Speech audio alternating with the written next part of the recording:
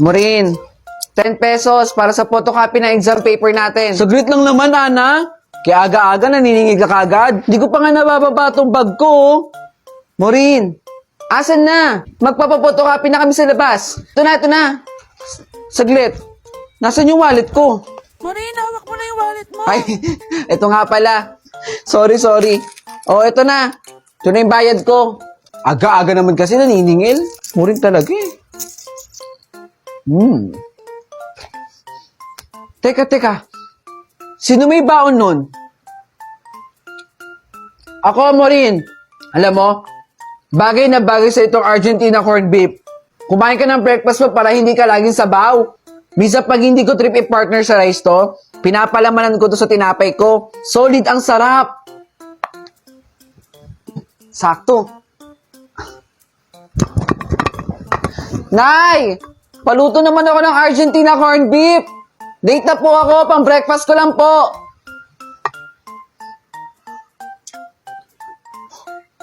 Taray mo rin ha. Sarap, diba? Di ka nga nagkamali. Ang sarap. Teka, andun na si Ma'am, tara.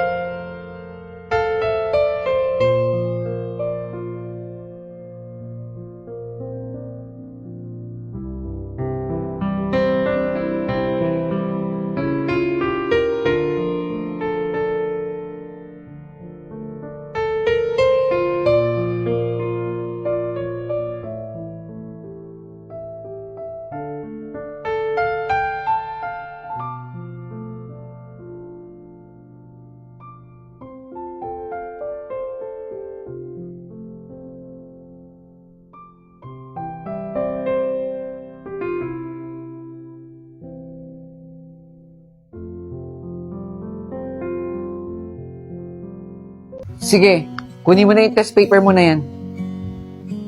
De La Cruz! Ma'am! Anong oras na? Late ka na naman. Sorry po, ma'am. Lagi na lang ba ganyan sa klasiko? De La Cruz, wag mong ugaliin na lagi ka nalilate. Kasi malaking epekto yan sa attendance mo. Sana naiintindihan mo. Opo, ma'am. Naiintindihan ko po. Sige na, maupo ka na. Anyone, kung sinong pwedeng sumagot dito sa tanong na to? De La Cruz! Pakitapik nga si De La Cruz! De La Cruz, gumising ka. Kanina ka pa tinatawag ni ma'am. Ma'am, tulog ka ng tulog sa klasiko. Alam mo kung gusto mong matulog, tapusin mo muna yung klasiko, pumunta ka ng library mamaya. O sige De La Cruz, stand up. Anong sagot dito? Remain standing, ha? Okay, sige. Fernando. Oh, congratulations, ha? Napakataas ang score mo. Pag-usayan mo yan, ha? De La Cruz. Ma'am? Ano ba nangyayari sa'yo, De La Cruz? Alam mo ba na kung ano ang ginagawa niyo sa klase ko, yun din na magiging resulta ng grades ninyo. Ang baba ng score mo. Huwag ka na nga aasa na papasa ka sa akin, ha? Baka umulit ka lang sa subject ko. Oh, Fernando. Class, ang lahat na nakakuha ng mga mababang score, magkita-kita tayo bukas sa for remedial. De La Cruz. Sige po, ma'am. Pag-uusayan ko na lang po ulit. Cuaderno. Present po. De La Cruz. Ma'am, wala po siya. Nasaan si De La Cruz? Absent po. Absent na naman. Di ba meron kayo remedial today? Ay, nako, De La Cruz. Fernandez? Mac Jolly morning po. Bali isang order ng fries. Samahan mo na Ma'am? rin ng burger tsaka ng coke float. De La Cruz? Ikaw ba yan? Working student ka pala. Ba't hindi mo agad sinabi sa akin? Ma'am, sorry po. Sorry po kung hindi po ako nakaka-attend madalas sa klase ninyo. Pasensya na po kung lagi pong mababa yung score ko. Totoo lang po, nahihirapan ako pero wala naman po kasing ibang tutulong sa akin eh. Kundi yung sarili ko lang po. Pero hayaan nyo, ma'am. Babawi po ako sa klase ninyo. Ipapakita ko rin po sa inyo na magiging mataas din po ang mga scores ko. Sorry po ulit, ma'am.